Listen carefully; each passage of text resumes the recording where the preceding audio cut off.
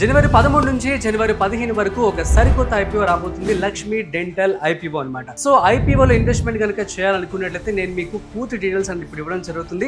So ఆ తర్వాత మీరు ఇన్వెస్ట్మెంట్ చేయాలనుకుంటే కూడా యూ కెన్ చేయొచ్చు అనమాట. ఫస్ట్ ఐపీఓ అంటే ఏంటో తెలుసుకుందాం. ఐపీఓ అంటే ఇనిషియల్ పబ్లిక్ ఆఫరింగ్. అండ్ ఈ మధ్య మనం బాగా వింటున్నాం, ఎక్కువ ఐపీఓలు కూడా లిస్ట్ అవుతూ ఉన్నాయి, వస్తూ ఉన్నాయి. సో ఏవైతే బాగా ఫేమస్ ఉన్నాయో ఆ యొక్క నేమ్స్ తీసుకొని మీకు కొన్ని ఎగ్జాంపుల్స్ ఇస్తాను. నైకాలో కనుక ఇన్వెస్ట్మెంట్ చేసినట్లయితే వాళ్ళకి 80% వరకు లాభాలు అయితే రావడం జరిగింది. తర్వాత పాలసీ బజార్లో కూడా 20% వరకు ప్రాఫిట్స్ అయితే రావడం జరిగింది అనమాట. ఇవి స్టాటిస్టిక్స్ నుంచి ఆల్రెడీ మీకోసం నేను రాశాను అనమాట. అసలు ఐపీఓ అంటే ఏంటో నేను చెప్తాను, చూడండి. చిన్న ఎగ్జాంపుల్ ఇస్తాను, ఆ తర్వాత మనము లక్ష్మి డెంటల్ ఐపీఓ గురించి పూర్తిగా మాట్లాడుకుందాం. వీడియోని మిస్ అవ్వకుండా ఎండ్ వరకు చూసేయండి. నమస్తే, welcome to freedom of money Telugu YouTube channel. నేను మీ రాజీవ్ పసుపులేట్. ఎప్పుడైనా సరే కూడా మీరు ఏదైనా ఐపీఓలో కనుక ఇన్వెస్ట్మెంట్ చేయాలనుకుంటున్నట్లయితే ఫస్ట్ మీరు ఖచ్చితంగా కంపెనీ గురించి పూర్తి డీటెయిల్స్ అనేది తెలుసుకోవాల్సి ఉంటుంది. అది ఎక్కడ తెలుసుకుంటారు మీరు? So DRHP, so draft red hearing prospects లోనే మీరు వెళ్ళి, మీకు టైం ఉంటే కనుక ఆల్మోస్ట్ 500 పేజెస్ వరకు ఉంటుంది, అక్కడికి వెళ్ళి మీరు క్లియర్ గా దీని గురించి తెలుసుకోండి. సో లేదు అనుకున్నట్లయితే నేను ఒక వెబ్సైట్ ఇప్పుడు చెప్తాను. సో దాంట్లో మీకు క్లియర్ గా ఒక బ్రీఫ్ అనేది రావడం జరుగుతుంది. కానీ మీరు ఇన్వెస్ట్మెంట్ చేసే ముందు ఖచ్చితంగా మంచి ప్రాపర్ స్టడీ అయితే చేయాల్సి ఉంటుంది. So let's go. For example, మీరు కనుక లక్ష్మి డెంటల్ ఐపీఓ కనుక ఇన్వెస్ట్మెంట్ చేయాలనుకుంటున్నట్లయితే సో దాని గురించి పూర్తి డీటెయిల్స్ ఒకసారి తెలుసుకుందాం. ఈ యొక్క డెంటల్ ఐపీఓ డీటెయిల్స్ అనేవి ఎప్పుడు ఓపెన్ అవుతుందంటే జనవరి 13th అనమాట. జనవరి 13th నుంచి జనవరి 15th వరకు ఐపీఓ అనేది ఓపెన్ లో ఉంటుంది. ఇక నెక్స్ట్ వచ్చేసి ఫేస్ వాల్యూ ₹2 per షేర్. ఇక ప్రైస్ బ్యాండ్ వచ్చేసి ₹407 to $428 per షేర్ అనమాట. ఇక లాట్ సైజ్ వచ్చేసి 33 ఉంటుంది. ఇక కంపెనీ టోటల్ సైజ్ వచ్చేసి 1,63,09,766 షేర్స్ అనమాట. అవి మొత్తం వచ్చేసి ₹698 కోట్ల. ఇక నెక్స్ట్ ఫ్రెష్ ఇష్యూ వచ్చేసి 32,24,299 షేర్స్ అనమాట. అంటే మొత్తం వచ్చేసి ఇది ₹138 కోట్ల. ఇక నెక్స్ట్ ఆఫ్ సేల్. సో ఇదెంత ఉందండి, 1,85,467 షేర్స్ అనమాట. ఇది మొత్తం వచ్చేసి ₹560 కోట్ల.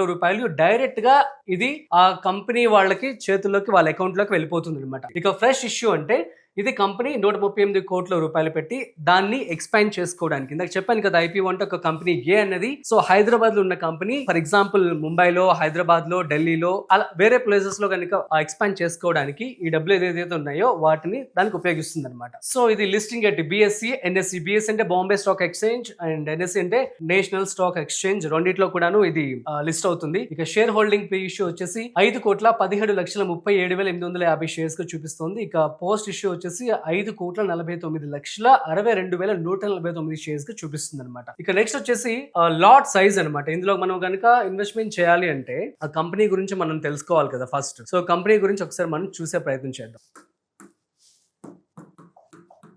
సో మనం కంపెనీ గురించి చూస్తున్నాము. సో ఈ కంపెనీని ఎప్పుడు స్టార్ట్ చేశారు అంటే, ఈ కంపెనీ ఆల్మోస్ట్ 20 సంవత్సరాలుగా మార్కెట్లో ఉందన్నమాట. దీని యొక్క ప్రొడక్ట్స్ ఇవన్నీ కూడా వాళ్ళు ఏం చేస్తారంటే డెంటల్ ప్రొడక్ట్స్ అనేవి వాళ్ళు తయారు చేస్తూ ఉంటారు. ఆ తర్వాత వాటిని ఎక్స్పోర్ట్ చేస్తూ ఉంటారు. Branded dental products such as clear aligners, thermoforming sheets and aligner related products as a part of aligner solutions అని చెప్పి కూడా ఇవ్వడం జరిగింది. అదేవిధంగా పీడియాట్రిక్ డెంటల్ ప్రొడక్ట్స్ కూడా వాళ్ళు తయారు చేసి వీటిని వాళ్ళు ఎక్స్పోర్ట్ కూడా చేయడం జరుగుతుంది అనమాట. ఇది ఒక కంప్లీట్లీ డెంటల్ కి సంబంధించినటువంటి కంపెనీ అనమాట. ఇది ఆల్మోస్ట్ 20 సంవత్సరాలుగా మార్కెట్ లో ఉంది అండ్ దీనికి మంచి బ్రాండ్ ప్రెసెన్స్ కూడా ఉందన్నమాట. సో ఈ విధంగా మనం ముందు మీరు ఐపీఓలు అప్లై చేసుకునే ముందు కంపెనీ గురించి పూర్తి రీసెర్చ్ అయితే చేయాల్సి ఉంటుంది, ఇందాక చెప్పినట్లుగా. So DRHP, draft red hearing prospects లోకి వెళ్ళి క్లియర్ గా ఆ డీటెయిల్స్ అన్ని కూడా మీరు తెలుసుకుంటే ఇంకా బాగుంటుంది అనమాట. సో మీకు పూర్తి సమాచారం కావాలంటే ఆ కంపెనీ వెబ్సైట్ లోకి వెళ్ళి మీరు పూర్తిగా కూడా నేర్చుకోవచ్చు. ఇక మనం వచ్చేద్దాం ఇక్కడికి. సో ఇక్కడ ఇందులో వచ్చేసి కంపెనీ గ్రోత్, ఇందాక చెప్పాను కదా, మీరు కావాలంటే ఆ వెబ్సైట్ లోకి వెళ్ళండి. లేదు అంటే ఆ కంపెనీ గ్రోత్ ఎలా ఉందో మనం చూద్దాం. So Lakshmi dental limited financial information అని చెప్పి క్లియర్ గా మనకి ఇవ్వడం జరిగింది.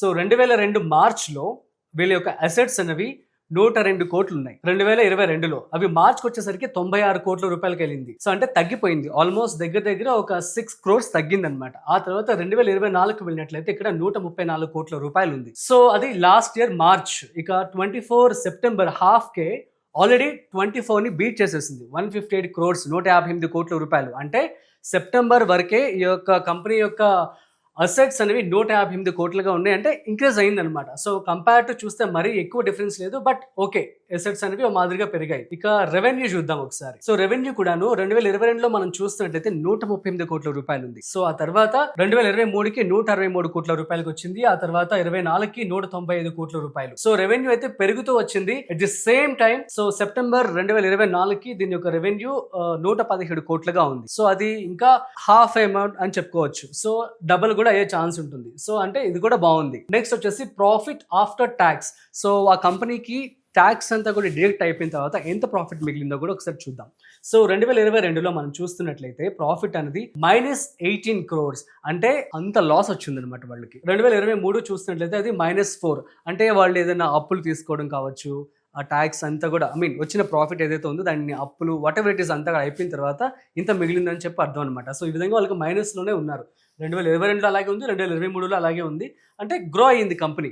ఆ తర్వాత డైరెక్ట్గా -4 నుంచి 25 crores వెళ్ళిపోయారు. ఆ తర్వాత 22.74. సో ఇది కూడా సెప్టెంబర్కే కాబట్టి సో గ్రో అవుతుందని చెప్పుకోవచ్చు. ఆల్రెడీ ఒకసారి లాస్ అయ్యారు, కానీ వాళ్ళు చక్కగా దాన్ని మరి వాళ్ళు కరెక్షన్స్ చేసుకొని మంచిగా ముందుకు వెళ్ళారనమాట. సో ప్రెసెంట్ అయితే ప్రాఫిట్ లోనే నడుస్తున్నారు. ఇక నెక్స్ట్ వచ్చేసి నెట్వర్త్. సో ప్రెసెంట్ వాళ్ళ యొక్క నెట్వర్త్ వచ్చేసి 2022లో ఎంత ఉంది, 22. ఆ తర్వాత 2023లో 19 కోట్లు. ఆ తర్వాత 2024లో 44 కోట్లు, 2024లో 67 కోట్లుగా ఉందన్నమాట. ఇక టోటల్ బారోయింగ్. సో కంపెనీని డెవలప్మెంట్ చేయడానికి కావచ్చు, కంపెనీకి సంబంధించి అవసరాలు నీడ్స్ కోసం వాళ్ళు ఎంత అప్పులు తీసుకున్నారో ఒకసారి చూద్దాం. సో అప్పులు మనం చూసినట్లయితే ఇక్కడ 2022లో 29 కోట్లు ఉంది, 2023లో 34 పెరిగింది అనమాట. ఆ తర్వాత 24లో కూడా మళ్ళీ పెరిగింది 42 కోట్లు. మార్చ్లో 42 కోట్లుగా ఉంది. అది సెప్టెంబర్కి 40 కోట్లుగా ఉంది. అంటే కంపెనీ వీళ్ళు డెవలప్ చేయడానికి ఎక్కువగా అప్పు చేస్తూ ఉన్నారు. సో అదొకటి మనం గమనించాల్సి ఉంటుందన్నమాట. సో కంపెనీలో గ్రోత్ అయితే రావడం జరుగుతుంది, అట్ ది సేమ్ టైం దాన్ని డెవలప్ చేయడానికి వాళ్ళు అప్పులు కూడా బాగా తీసుకుంటూ ఉన్నారు.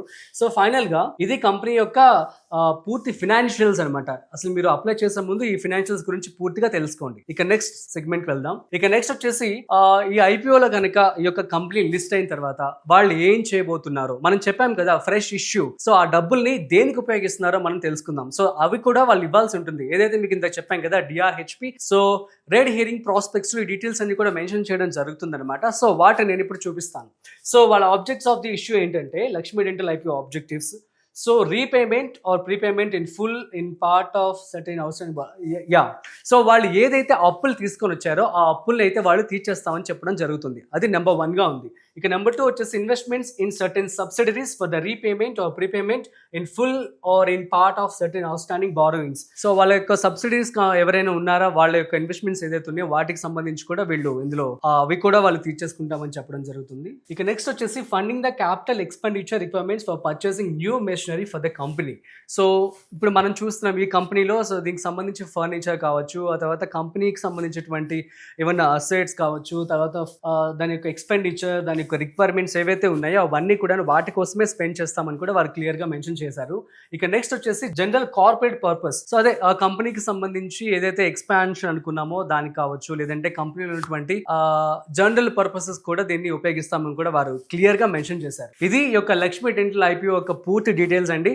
సో మీరు కనుక ఈ యొక్క ఐపీఓకి సంబంధించి ఆల్రెడీ అంటే ఇక్కడ ఏదైతే నేను జిఎంపి చూపించానో ఈ వెబ్సైట్ అనేది ఎప్పుడు కూడాను మంచి ఇన్ఫర్మేషన్ ఇస్తూ ఉంటుంది అనమాట. సో వాళ్ళు చెప్పింది కూడా మాక్సిమం యాక్యురేట్ గా ఉంటుంది. ఇక్కడ నేను చూపించినట్లుగా 36% వరకు ఉంది. అంటే 36 అంటే మీకు మినిమం 30 to 40% వరకు మీకు ప్రాఫిట్ వచ్చే ఛాన్స్ అయితే ఉంటుంది. సో ఇక్కడ మనం చూస్తున్నట్లయితే Lakshmi dental IPO lot. So ఇది అప్లికేషన్ రీటైల్, ఇందాక చెప్పాం కదా రీటైల్ వాళ్ళకి లాట్ సైజ్ వచ్చేసి 1 అనమాట. అంటే మీరు కనుక ఇప్పుడు ఇందులో ఇన్వెస్ట్మెంట్ చేయాలనుకుంటే ఒక లాట్ తీసుకోవాలనుకున్నట్లయితే మినిమం అమౌంట్ వచ్చేసి 14,124. అందులో మీకు 33 షేర్స్ అయితే రావడం జరుగుతుంది.